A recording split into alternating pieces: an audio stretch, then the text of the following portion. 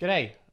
Welcome to Before You Go Live, the quarantine edition. Now, before we get started, I just wanted to acknowledge the original custodians of the land that we're recording on today, the Wurundjeri people of the Kulin Nation. Okay, before you go live. We did one of these a few years ago at PAX Oz, and it was a really good time, and it was just an educational panel on recording audio, but we're taking it to the next level this year because it's never been a more important time to get into recording audio because whether you know it or not, you're broadcasting in your Teams meetings every day at work, or you want to get into streaming, or you're consuming more media and broadcasting more media. This is the year where it's really taken off. So audio can be quite daunting for a lot of people. They haven't really got into it before. They haven't really recorded before. They don't know where to start with what microphone to get, how to set it up properly, getting frustrated at your mechanical keyboard. The neighbor's dog keeps barking down the road and you can hear it, or there's a bit of wind noise and your voice isn't sounding the way you want it to. We should answer a lot of those questions today and help you get the perfect setup, or I guess educate you on what you need to get to suit your situation. Everyone's situation is different for where they record. I'm recording in my spare room.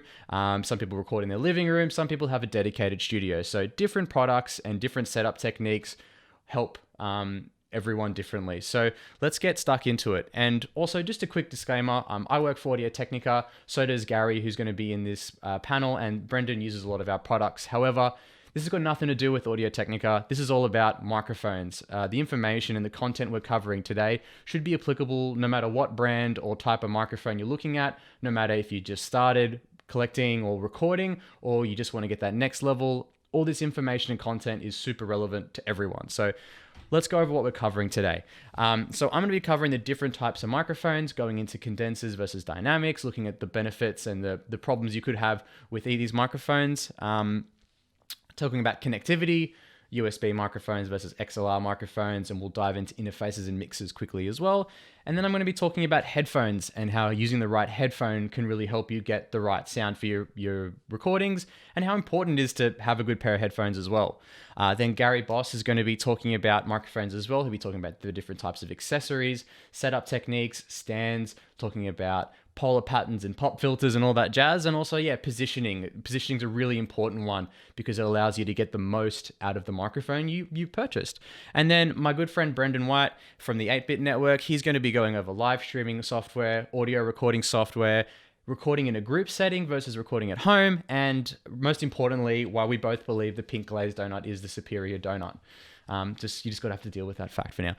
But this is all designed for people who are just starting out, as well as people getting into it. A lot of this information you might already know, but there could be a couple of things in here that we've snuck in that you might find really helpful to your situation. So let's get started. The microphones. So we're going to be covering three main types today. The dynamic and broadcast microphone, which is what I'm using today. Cardioid condensers, probably the most common and popular microphone for a lot of people starting out.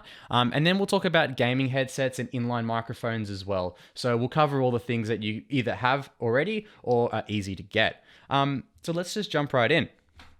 Dynamic and broadcast microphones. I'm using one right now, and after talking about the pros and cons, you'll probably have a good idea as to why I'm using it. So the pros of a dynamic and broadcast microphone. The tight pickup pattern results in great rear and side noise rejection. So what does that mean? It means that it's going to block out a lot of the noise that's coming from the sides of the microphone and the back of the microphone, and really just focusing on this little bubble in front of it. That means that if your neighbors are taking the bins out, like mine often do because I'm right next to a driveway, you're not going to hear it. If your tiny little dog sees an ant and loses her tiny little mind and starts screaming, like mine often does, we're not going to hear it. So that's why I'm using one, because I don't have a proper room. I'm just in my spare room, and this dynamic microphone sounds great in my spare room. I don't have to do too much to set it up. There's a lot of external factors that I just can't control when recording, so this is perfect for my scenario. Another pro of the dynamic microphone is that it's great for use in group recordings. A lot of the time when you're watching podcast VODs on YouTube or wherever, you'll see a couple of people around a table or talking into a microphone fairly close to each other. There's a really good chance that they're using dynamic microphones. That's because you're just not going to pick up the person 1.5 meters away from you, and it separates the audio channels. So some people can be quieter, some people can talk quite loud or get close, and you can mix this a bit easier in post when you have a dynamic microphone. And the other pro is that they have a really clean and clear, almost a radio-like sound. So this is often the type of microphone a lot of people and radio presenters use when they're doing their radio show, because it's a really clear, clean noise and it blocks out even more noise, and they can have guests just opposite them and it's not going to get picked up as well. So that's that kind of microphone. The cons, there's not as much range or articulation as a condenser microphone. Dynamic microphones are really focusing on what's in front of it, and it's limiting the noise it can get in, but also because limiting the noise it can get in, it's not getting the full spectrum of your voice, for example. A good dynamic microphone with like a large diaphragm doesn't have this issue, but you're paying a lot more for it. The cheaper ones, this is a really relevant point. They're just not going to sound as there's not going to be as much depth in the recording, put it that way. The other con is that it needs to be fairly close to the sound source when recording. As you can see, I've got mine pretty close to me right now on my computer. Any further away, and you can sort of tell a bit that it's not going to pick it up as good. So yeah, once again, the pro is the con. It's got a tight pickup pattern, so it blocks out a lot of sound, but therefore you have to be quite close to it. So that's a really quick rundown of a dynamic microphone. All right, the cardioid condenser. Probably the most popular microphone for home recording and one you see most people use every day. So the things about the cardioid condenser, the pro, there's a richer and full sounding audio reproduction. So it's got quite a wide range frequency response, and it gets all the little nuances in your voice that you might not get in a dynamic microphone. Cardioid condensers are, normally the ones that are used in studio recordings in a treated room because they capture all of the audio coming in really well. And so when you're just in a quiet room, it's amazing. The sound quality you can get out of a cheaper cardioid condenser is fantastic. And that sort of segues me nicely into my next point. They're often really good value for money. So a lot of the time, if you're spending $100, $150 on a microphone, those cheaper cardioid condensers for the money sound a lot better than a cheaper dynamic microphone. You have to spend quite a fair bit of money in a dynamic microphone to get one with quite a large frequency response range or something that was going to get everything you want. You can spend $100, $150 on a cardioid condenser and get fantastic results. So really good value for money there. And another pro is that it doesn't need to be all up in your face when you're recording. You can actually have a bit more flexibility with where you position the cardioid condenser microphone. So it can be a little bit off to the side, if away from your keyboard, or it could be a little bit further away. You can have it overhead and picking up a bit more noise. So there's a bit more flexibility with positioning. Now, the main con with the cardioid condenser is it's got a wider pickup pattern, so it results in a lot more background noise and noise that you might not intentionally want to pick up. So, it's tough to. It's not too tough to edit in post a lot of the time. A lot of people do it every day. A lot of streamers use condensers and fix it up. So it sounds a bit more tighter and it's not picking up as much background noise. We'll talk about software later and how we can fix that. But out of the box, it's going to pick up your mechanical keyboard like it's no one's business. It's loud. It's going to pick it up. It's going to pick up desk noises a bit more. If it's a windy day, you'll probably hear it. If your computer's got quite a noisy fan, it might pick that up as well. If your neighbors are screaming down the road, it'll probably pick that up. That dog down the street, it might get it. So you got to factor these things in. You can treat this. We can fix it with software, which is the beauty of software. But out of the box, it's got a much bigger, wider pickup pattern, and it's going to pick up more noise. And lastly, a gaming headsets or just headset mics in general. So the pros of a headset microphone: it's convenient. You've probably already got one, and that's cool. There's nothing wrong with using one. It's there, you've got it, and it's a great way to get started. So there's nothing wrong with it. Another pro is that it's got a very tight pickup pattern, which results in great sound rejection. So just like a dynamic microphone has great sound rejection, a lot of these headset microphones do as well, especially gaming headsets, because they're positioned right there in front of your sound source, your mouth. It's going to block everything else out and just get that.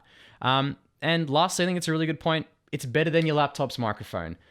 Use it. If you're taking Teams meetings on your laptops or you're on Zoom with the fam, chuck on your gaming headset. It's going to sound so much better and everyone's going to really appreciate it. Don't be that guy in the meeting that doesn't want to put on their headset for whatever reason. Chuck it on. Everyone's going to love you for it. If you're sounding better, it's much appreciated. I'm one of those guys where I always worry so much about what I sound like on the other end, even though it doesn't impact what I'm doing, I just want to make sure everyone can hear me. So it's really important to be loud and clear in your meetings, or if you're broadcasting, if you're doing a webinar or a stream or a panel. A gaming headset's a great starting point, and it's a lot better quality than onboard microphones. The cons of the gaming headset is there's so many different options, and a lot of the cheaper ones really don't have a great quality microphone, especially ones that are designed for more console and casual use. The microphone just really isn't fantastic. It's not really designed to use VoIP stuff. It's mainly console orientated, where the quality isn't as good, and there's a lot of screaming going on. So yeah, it's not as good quality a lot of the time as a proper microphone, but we kind of know that. And in some scenarios, it doesn't look as professional. If you've got a sleek, kind of minimalistic gaming headset, you can get away with it. If yours lights up fluoro pink and orange, all power to you. If you don't care about it, use it. But it's just depending on the scenario, it might not be the best looking product. So those are the three main types of microphones, and we'll just do a quick little summary of each of those microphones. So dynamic and broadcast microphones. Once again, perfect if you're in open space and you want consistent, clean recordings. If you can't control the surroundings that you've got, a dynamic microphone is a fantastic starting point. Or if you're in a group setting, it's a really good choice as well. Cardioid condensers. Great value for money, great sound quality. They excel in a treated and quiet environment. But in an open room and untreated, you're going to pick up a lot of outside noise, which might be frustrating or might take away from the message you're trying to show to your audience. And then lastly, gaming headsets. Convenient if you've already got a good headset. And once again, way better than your laptop's onboard audio. So I highly recommend using one. Everyone's going to appreciate it no matter what you're doing. Connectivity. All right. This is a pretty big one. We're going to go into XLR microphones a little bit, and we start going down this rabbit hole of I can get this and this and this, and it's a bit confusing, but we'll take it really slow and we'll look at a lot of options. But we're going to start with USB microphones. They're great. The pros of a USB microphone: plug and play. There's no additional hardware or software required. You can't, I know I've got a bunch of cons on the screen, but this pro needs to be bold, needs to be massive. You plug a USB microphone in and it just works, and you sound way better, and you don't have to stress or worry about a whole lot of different things and additional hardware and software and setting things up.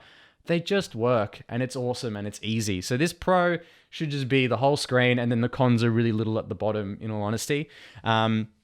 Yep, they just work. They're convenient, easy to set up. Yeah, couldn't sing its praises more than I already am. The cons of a USB microphone. So these USB microphones are a fantastic starting point. I can't stress that enough. Just a great starting point, and they're convenient. The cons are what you see is what you get. A lot of the time, that's it. The onboard processor in that microphone is all it's ever going to be, is as good as that is.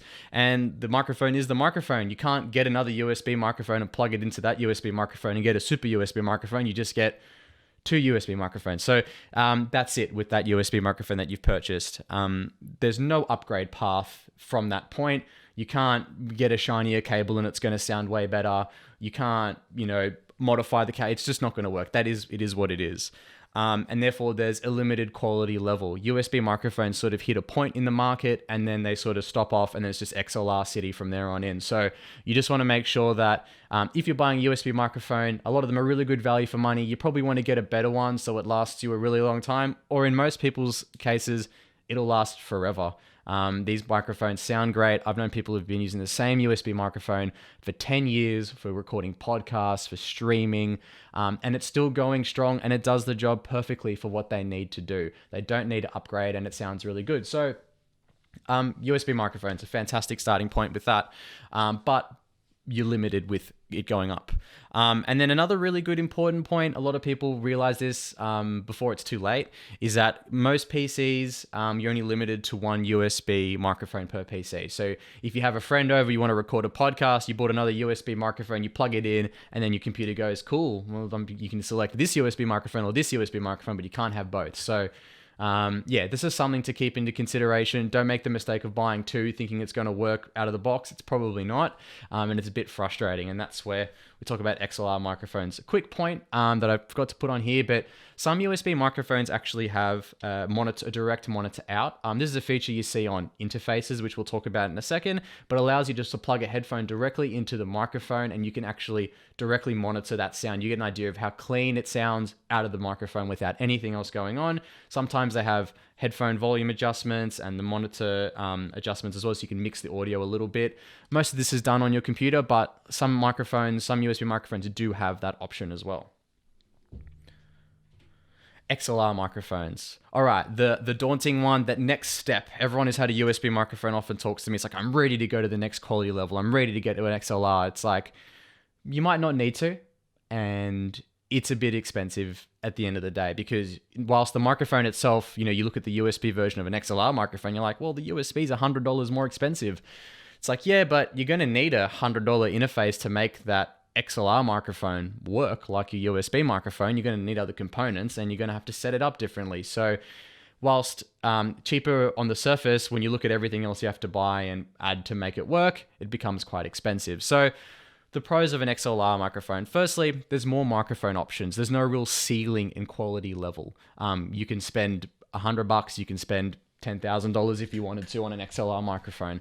The options are pretty endless, but we're sort of talking about the $100 to $500 price point for what we're sort of using here. And yeah, there's so many options, which is great, but also can be a bit confusing. Another good thing about the XLR microphone is that you're not limited by your onboard USB interface. As I said, with USB microphones, the interface that's built into the microphone itself, that's taking that analog signal of your voice and turning it into a digital one and sending it to your computer, you're not limited by that. You can change your interface. You can get better and more expensive tools to make that microphone sound better. And a really good pro and something to remember is that you're able to record multiple XLR microphones through a mixer. You can't really do it very easily with a USB microphone, if at all. I just recommend using XLR microphones into an interface or a mixer with multiple audio channels. You can't do it with the USB, and the XLR it's a massive pro for that. The cons, and the biggest con that we know, is that it requires additional hardware to work. You'll need an interface or a mixer, whether your interface is something like a Go XLR or just like a Phantom Power USB interface that plugs directly into your computer. It's another bit of hardware that you need to get it to work. So you just have to accept that fact, and there's heaps of options, and we'll talk about the benefits of that soon as well. It can be a bit daunting to set up at first. So you'll find that there's a lot of options, there's more cables that you probably haven't used before, and it's a little bit daunting. But by talking about it and learning about it, we can make it a bit easier to do as well. And yeah, there's just too many options for some. A lot of people have no idea where to start or where to finish with these sorts of things. So yeah, there can be too many options for a lot of people. All right, the mixer versus the interface. So yeah, this is a big one. I know there's a lot of stuff on this screen, but I'm going to make it pretty quick and easy. The simple thing is, if it's just you recording at your home and you've got an XLR microphone, buy an interface. Do not buy a mixer. Interfaces are designed to have a really high quality processor in them to take your analog signal, turn it into a digital one at the highest quality it can. And that's its job. That's all it's really designed to do, is turn that analog signal into a digital one into your computer and do it really good. And you don't need, if it's only just you really don't need a mixer. I know a lot of friends, some people have had mixers and be like, oh, I just want to use my mixer. I'm like, just buy an interface. It's so much easier. The time you save, the effort, and the quality levels a lot of the time better on an interface. So just keep that in mind. But let's go with mixers quickly. So mixers have varying degrees of difficulty to operate. Some have knobs, some have faders, some have effects, some have several outputs and inputs, and it can be a bit confusing.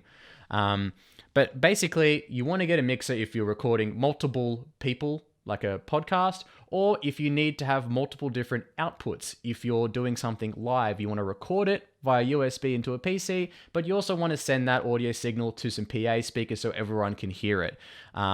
You have options there. So yeah, multiple recording inputs with a variety of connectivity. You can record multiple people in like a podcast with XLR mics. You can mix several different inputs. Example, you can plug different PCs into a mixer. You can plug different audio sources into a mixer and mix them for events or live streams.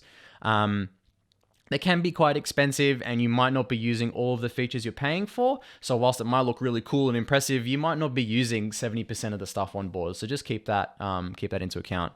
As I mentioned, multiple output options. All right, the interface. I'm using one right now. I've just got this dynamic microphone. I've run its XLR cable into the interface, and I've plugged the interface into my computer. I install the drivers, and that's it. I haven't done anything else, and it works and sounds really good. So yeah, super simple to use, and they're really easy to operate. They often have just 1 to 2 inputs. You can get some with additional inputs, but a lot of the ones that we sort of tend to use and recommend just have the 1 or 2.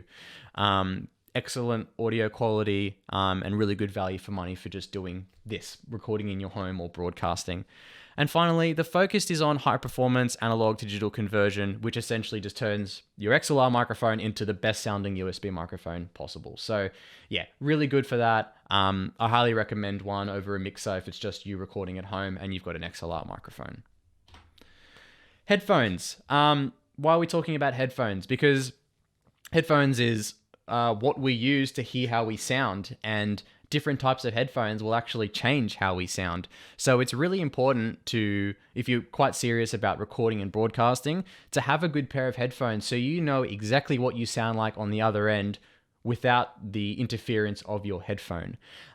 So we're going to start with the monitoring headphone, but I'm going to cover gaming headsets and high fidelity headphones. So we'll start with the monitoring headphone. Monitoring headphones have a really clean and accurate audio reproduction, which is incredibly important for figuring out how you sound. I'm just going to quickly compare it to the gaming headset. So gaming headsets are great. They're designed to make you feel good when you plug them in and you put on a video game. They're designed to immerse you, really just accentuate the bass and the mid frequencies, and a lot of them have 7.1 surround sound. But let's just say you record with your microphone and you record it and then you listen to it back on your 7.1 surround sound gaming headsets, and you're like, whoa, I sound way too massive. I sound echoey and boomy and bassy. Oh, I'm going to turn that down a bit. I think I sound too loud. But if you listen to it on a monitoring headphone, you're like, oh, okay, I sound really clean. It's normal. I don't really need to touch that. That's kind of how it is. If you've mixed something on a gaming headset and turned the bass down because you think it's too boomy, if I'm listening to it on a normal pair of headphones, you're going to sound really tinny and quite different. You're completely different to how you think you sound. So it's really important to monitor your sound and mix it and get it right with a pair of monitoring headphones, because they're going to give you the cleanest and most accurate audio reproduction possible. They're going to give you, a really accurate representation of how you sound. They're not going to be adding any extra mids or any extra bass into your mix. They're just going to give you a really flat frequency response and allow you to actually get a really good idea of how you sound. So they're actually quite important. Some other things to factor in with monitoring headphones, they run efficiently off most devices, but they might need additional amplification. If you're using an interface, they normally have a direct monitor out, gives it a little bit more boost. Most PCs with a dedicated sound card will have enough power to run most monitoring headphones. In fact, most motherboards or even your phone has enough power to run a monitoring headphone. Some do require additional power, and you just need to consider that in. All that means is that you're going to be increasing the volume a lot to kind of get that audio level you want, because they're not powering efficiently off the device you've plugged it into. Another thing to factor in with monitoring headphones is they're often closed back, which provides superior isolation and minimal sound leakage. So the thing about that is that if I'm streaming and I've got game audio going into my gaming headset or my monitoring headphones, it's going to stop the audio from coming out of the monitoring headphones and potentially being picked up by the microphone, which would be quite frustrating if you've gone to the effort to make it sound really good. Open back and some gaming headphones leak a little bit of audio, so they might get picked up, whereas most monitoring headphones, they're quite close. The design of the ear pads is to cover the ear perfectly and really block out loads of noise there. So yeah, totally recommend using a monitoring headphone to get your sound correct.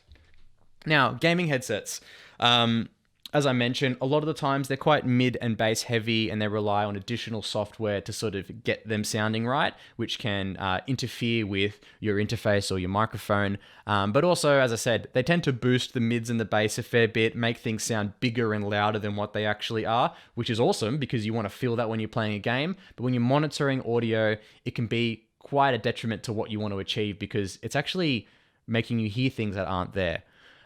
They are designed to power really efficiently from PCs, so they're always going to sound really good no matter what you're plugging them into, especially if they are often USB. It just means that it's not going to get any noise from your motherboard or your computer if you're plugging it directly in there. It's going to have a bit more cleaner audio sound. It's going to eliminate that sort of buzzy. If you ever plug a pair of headphones into a computer, you can hear that little hummy noise sometimes. It's the noise from your computer, and it's just taking that signal. USB tends to eliminate that, which is quite helpful. And then they're often closed back like most monitoring headphones, which provide good isolation, no sound leakage. Some are closed back but don't have a really great ear pad design, which means they might leak a little bit of audio, which can be quite a problem. But other than that, a lot of them are really great. So yeah. And then lastly, high fidelity headphones, hi-fi headphones. A lot of people buy hi-fi headphones for gaming because they sound really good and they're like the next sort of step up in audio, but they can also be used to monitor your audio as well, because most of them are quite a clean and flat response. So they tend to have a wider frequency response range, meaning they're going to give you a little bit more of everything, have the option to really pick it up if your sound source allows it. They most likely require a little bit more amplification. A lot of time, if you're buying a hi-fi headphone, you've probably got a dedicated sound card, or your motherboard has a really good onboard audio, or you've got a different little headphone amplifier or something to give it a little bit more juice and therefore get the most out of it. So yeah, whilst they tend to run efficiently on most things, they might not. You just got to factor that in. And lastly, a lot of the time they can be open back, and which means they're more lighter and a bit more immersive, a bit more comfortable, but then you have to be wary of sound leakage. If you're wearing open back headphones, they will leak audio. People will hear it. You'll be able to hear in as well. I can probably hear things going on around me with an open back headphone on, and also they will leak audio into the microphone. So those are your 3 headphones. So yeah. Now it's on to my good friend Gary to sort of talk about, we're going to start with talking about shock mounts, but he'll be, he's incredibly knowledgeable. He's been doing this for a while, and he's the one I learned off. His word is gospel when it comes to this stuff. So hopefully you'll get a lot out of what he's got to say, and then we'll check in after Gary and Brendan are done and wrap this all up. So thanks heaps for letting me just ramble on about microphones for probably far too long. Enjoy the next part of the panel.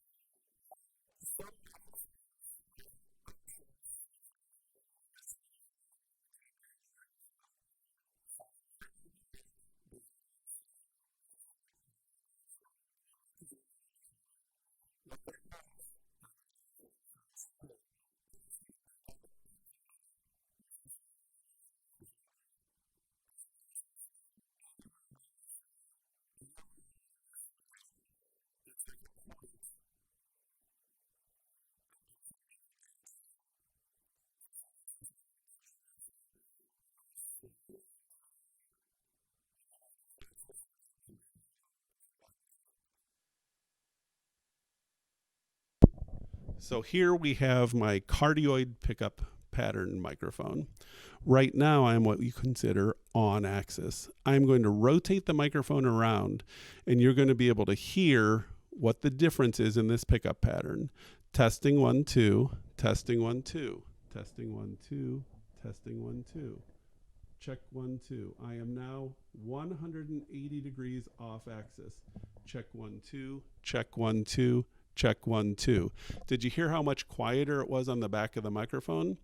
What that tells us, if you have noise that you don't want to hear, you want to make certain that noise is in the back of the microphone, okay? And again, this will be the same on my side address. We're going to do a quickie little demo here too. Let me go back to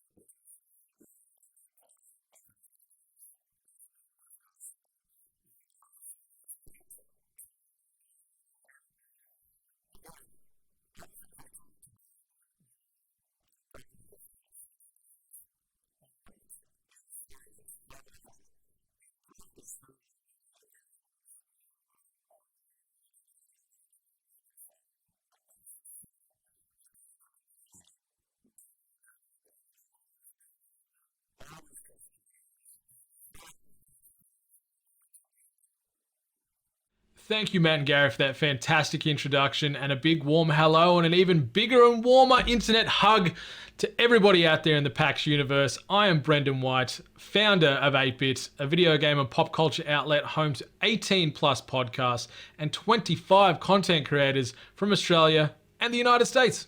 And I'm here today to talk to you about creating content from a content creator's perspective. I've dabbled with YouTube, dipped a toe into the streaming space, but my primary focus over the last 6 years has been in podcasting, where I've recorded well over 300 episodes and edited probably close to 700 or 800 hours of audio, so I know what sounds good and I know what sounds crap. And that's why I'm here today, to give all you would-be streamers, podcasters, and content creators some guidance as far as what works and what doesn't. So I wanted to kick things off talking about recording software, primarily focusing on 2 free options available via OBS. The first one, Streamlabs OBS, is focused more so on the live content creator. We're talking streamers working on Twitch, Facebook Gaming, or Mixer. Rest in peace. The other offering is OBS Studio, which is focused more so for offline content creation. Think YouTube uploads or maybe just general video editing. Either way, you can't go wrong with either piece of software. They both cost you no money, extremely user-friendly, and very light on resources. So if you do have a weaker or older computer, you don't have to worry about it being pushed to its limit. So let's jump in and have a quick look at OBS Studio. As you can see, the user interface, it's fairly simple. Apologies in advance for the fact that you're seeing more than one of me. I know no one probably wants that. As you can see, the majority of the settings are running right along the bottom here, but we're going to pay particular focus to audio mixer and sources.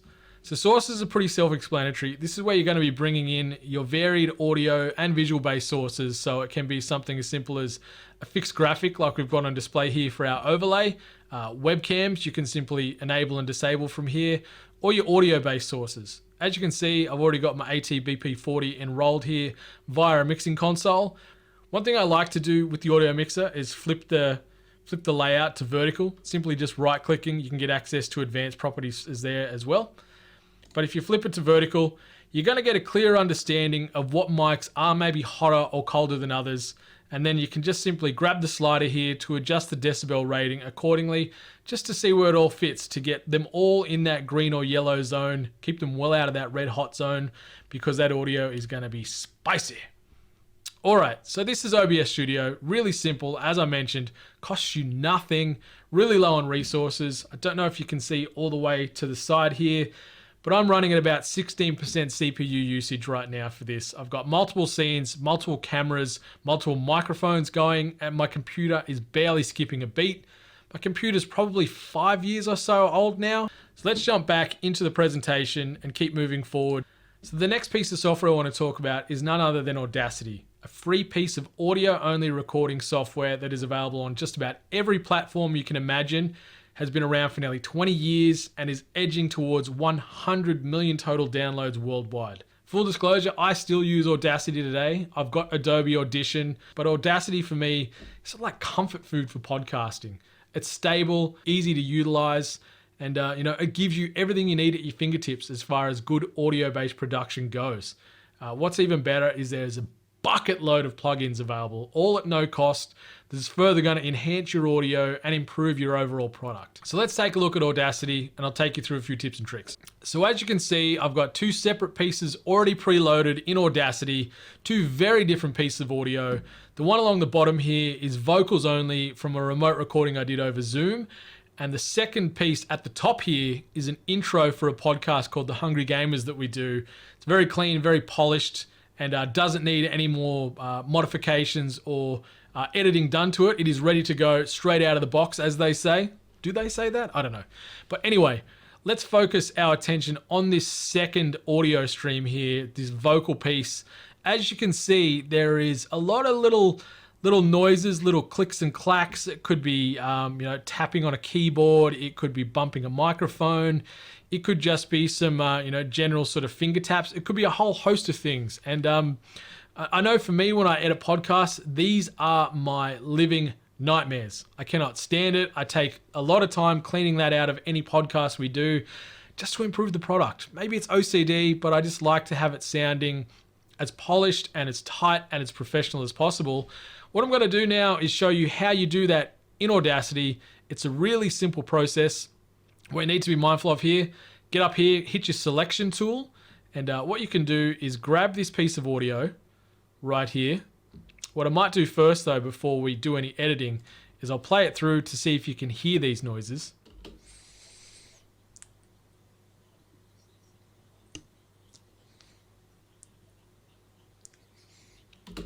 So I don't know if they annoy you as much as they annoy me, but that is like nails on a chalkboard. So what we can do, as I said, grab that selection tool, hover over that piece of selected audio, go under the effects toolbar at the top here, grab normalize, which I've made a custom shortcut for speeding up the editing sort of cycle and having to no longer go into these menus every time. I can just hit Control V or Control Z, and it'll pull up straight away, brings up the normalize option. And this second option here is what I want to focus on. So normalize maximum amplitude 2, and you can define what decibel rating it is. So if something's quieter and you need to pump it up, you can adjust this area in question that you're highlighting to that maximum amplitude. Or if you wanted to try and isolate a sound and make it dead quiet, you can dial it down. And that's what I've got here. So I've got it set at -60, which I find seems to work best to get all that dead air, all that sort of unnecessary noise out of an audio recording. So I'm going to apply this here. As you can see, all those noises are gone. And if I simply click back here to play it through again, you're probably going to hear nothing.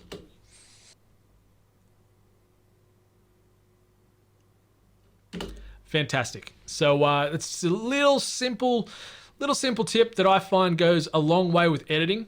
What you want to do as well, when you are editing sort of audio en masse, and maybe, for example, you're hearing a fan in the background, or maybe there's just a lot of ambient noise in the background, maybe someone's mowing the lawn, someone's working on the car next door.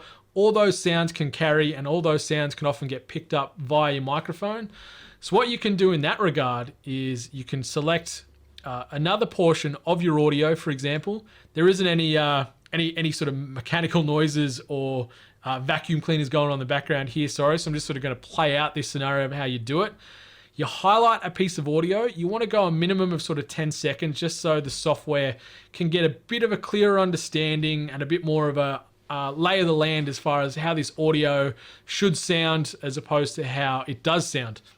And so with that selected piece, go back under Effect, make your way down here to Noise Reduction, click on Noise Reduction, and what you're looking at here is Get Noise Profile. So that sort of 10 to 15 bit that I mentioned you to highlight, that's your noise profile. So you're going to click Get Noise Profile. It's taken this piece as its profile. What you can then do is, if you wanted to apply this across the entire audio file, you simply click over here on the left-hand side. It's going to immediately highlight that entire audio file. Go back under Effect, go back to Noise Reduction, and then check out step 2 here. So this is where you can get creative, get crafty, play around with the settings. As the guys mentioned, every area, every room is different as far as the audio sound and how it's going to bounce and how it's going to play. So these settings here, I find these are perfect for me and where I'm doing these edits, as far as the people I podcast with and how I record locally. But you might need to do some tweaking on this a little bit just to get the sound the way you want it to. So practice, refine until you find that secret sauce. I wouldn't recommend going any higher than 20 on the noise reduction, and the sensitivity, you want to peak that at around 10 to 11. Anything above that, you're going to start to get really sort of tinny, really robotic sounding noises, potentially some unnecessary, unhuman-like reverb in the voice.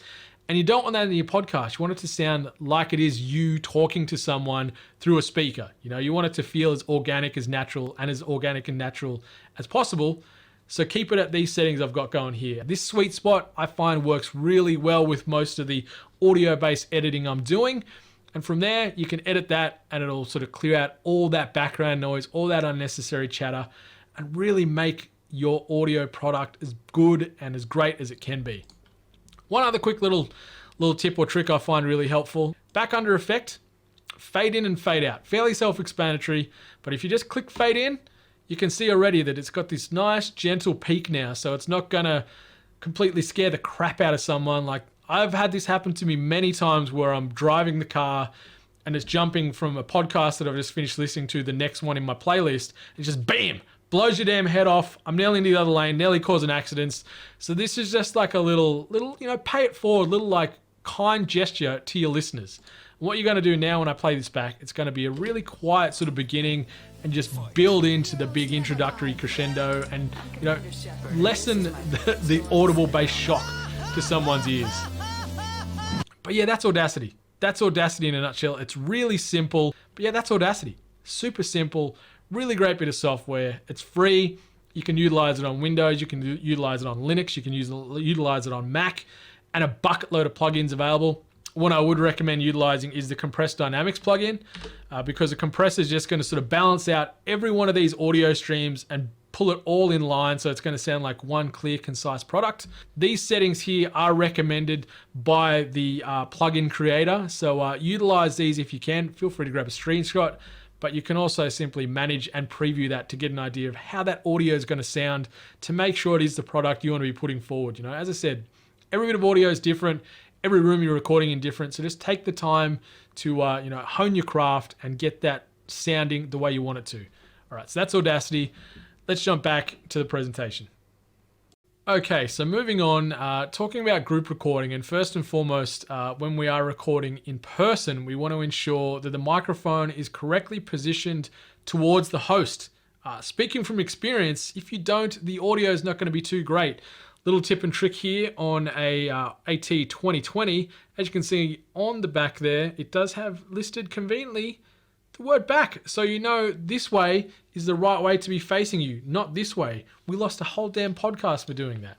The next one, if possible, space your hosts around the area you are recording. So if you're recording around a desk, make sure there's a good amount of space around each host so you're not going to be catching unnecessary feedback and unnecessary vocals across microphones from different hosts. As we know, we all talk at different levels, so some are going to be softer, some are going to be louder, and spacing them out around a room is going to make an awful lot of difference.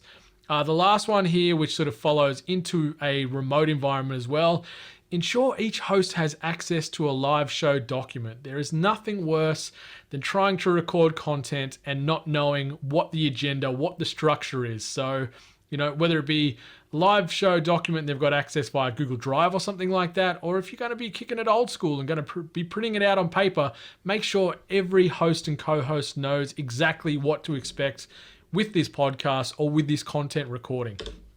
Moving into a remote recording environment, the biggest one I'd like to sort of put forward is ensure each host is recording their audio locally as well. As we know with the internet and latency, especially here in Australia, we don't always have the best bandwidth available. So we do face dropouts or lag. And the last thing we want is some robotic jitter coming through due to a massive ping that's going to disrupt the audio. So if you can get your other podcast co-hosts or guests to install something like Audacity. It's free, it's light software. Get them to record locally at their end as well, so you do have a backup, and you also then do have the cleanest audio from their microphone available as well. Ensure each host or co-host has disabled outside microphone access from other software. This is a big one. When you are constantly recording, there is a lot of checkboxes in software that has the ability to take control of the microphone and adjust the master level accordingly. Disable that any chance you get, because otherwise you're going to have some high highs and low lows and an overall inconsistent track. Another one, obviously, ensure each host has access to that live show document.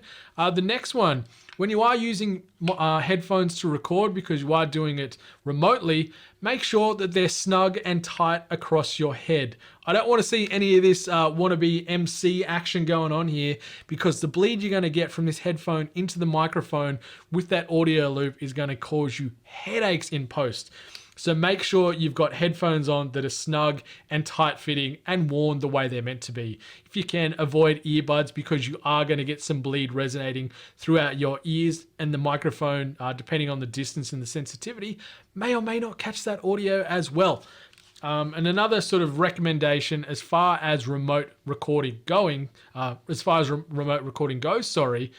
try and do it over a video platform. If you can see who you're talking to on the other end of the old internet string and can, you're going to get natural sort of audio-based cues. You're going to know when they're finished saying what they're sort of trying to get across. You're going to know when to jump in and know when to jump out. And it's going to cut a lot of that awkward silence and potential dead air out of a podcast or out of a piece of content you're trying to create. Moving on to hosting options. Ton of options available out there today. Google Hangouts is where I used to do a lot of recording, but I recently migrated across to the Zoom platform. It's fantastic. It's stable. One of the negatives of it, though, is it is a paid service anytime you are going above 40 minutes recording. So if you are doing tighter content creation, sub 40 minutes, it's fantastic. But if you are doing a bit of a longer winded podcast, you're going to have to pay. It's 20 odd bucks a month to use the Zoom service, but it's phenomenal. Full HD audio and video across all these platforms. Discord is similar to, I guess, Streamlabs OBS, where it's designed with content creators and gamers in mind. So if you wanted to utilize that as your central hub, go nuts. Hangouts has been great. It's been around for a good long time, but I've had a few issues where that has gone rogue and taken hold of a microphone and just done some weird things. So I try and avoid that now. And as I said down the bottom there, that pro tip again, always ensure that you have unchecked the automatically adjust my microphone volume checkbox on whatever software you're using. And also make sure when you are recording on the PC, when you are jumping into your microphone settings, never have it at 100. I said earlier with Audacity, always keep it around that 80%. You want that little buffer. You don't want things getting too spicy. You don't want your audio just blowing out. Moving on to probably the most important part of this entire podcast information session, this entire online PAX panel, we're talking about Pink Glazed Donuts and why they are simply the best. And, in short, they just bloody are. They're so delicious. You don't need all these fancy schmancy multiple layered chocolate donut on top of a Snickers bar, on top of, tears from a unicorn, on top of some dirt from Mount Vesuvius, and all this other stuff. Just simmer down with the fanciness, kick it with the simplicities. Like, look at this beautiful pink glaze right here. Nothing fancy about it, but you don't need the fancy. Simplicity is key, as I've been talking about through this whole session with the software and the recording and the editing. Simplicity. You want something that's easy to use. And Donut King, one of the biggest fast food chains in the world from a sort of donuts and pastry sort of area, they do them here in Australia. You can get 4 of these beautiful pink glazed donuts for $15. When you're done watching this panel, find your nearest Donut King, get yourself a 4-pack, or if you're feeling really greedy, get yourself a 6-pack like I just did. Don't frown on me for the caramel and the chocolate in there as well, because they were out of pink glaze. They're that good. I bought all of them. But yeah, pink glazed donuts are the best. No exceptions, except no substitutes. Thanks everyone for your time. Much love, and stay hungry. All right, there you have it. That was Before You Go Live, the quarantine edition. Thank you so much to Brendan, and thank you so much to Gary for coming on board and lending us your time and your expertise. I really appreciate it. I'm sure everyone out there also does as well. Hopefully this answered a lot of questions or really gave you the information you need to either get started or go to that next step. However, if you've got questions, we're thinking of doing a little Q&A or just touching on a couple of points later. We might upload that. So stay tuned to the Audio Technica socials, both the Australian one and the American one, as well as all the 8-bit socials and the various things that my good friend and pink glazed donut connoisseur Brendan White might be involved in. Other than that, stay safe, look after everyone around you. Bit of respect for everyone right now, and a bit of time and patience goes a long way. So yeah, look after each other, stay safe, and have a good one. Thank you.